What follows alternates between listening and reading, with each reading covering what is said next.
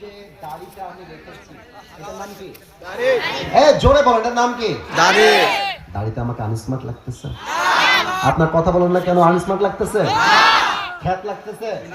এই যে আমার ভাইয়ের দাড়ি আছে, এই যে আমার হুজুরদের দাড়ি আছে, যারা দাড়ি নাই ইনসাল্ট করছি না, বাট একটু উত্তর চাই। আমাকে পাম্পতি দিবেন না, আমি কিন্তু সব বুঝছি। আমাকে শুধু বলেন, দাড়িতে কি আমাকে খ্যাত লাগতেছে?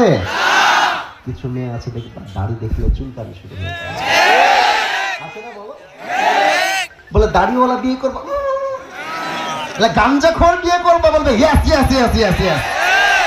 তার মানে আজকালকার মেয়েদের দাড়িওয়ালা দিনদার পছন্দ হয় না, বেশিরভাগ মেয়েদের গাঞ্জাখোর পছন্দ হয়। ওরা বাসও খায় সেই লেভেলের বাস।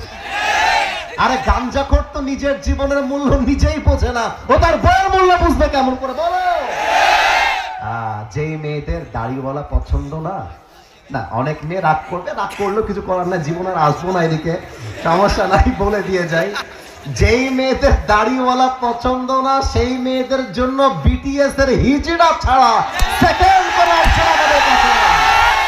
আরে যেই মেয়ে দাড়ির জন্য আমাকে বিয়ে করতে চায় না, সে তো আমার বাড়ির বউ হওয়ার যোগ্যতাই রাখে না। যেই মেয়ে আমাকে দাড়ির জন্য বিয়ে করতে চায়, সেই তো আমার বাড়ির বউ হওয়ার যোগ্যতা রাখে।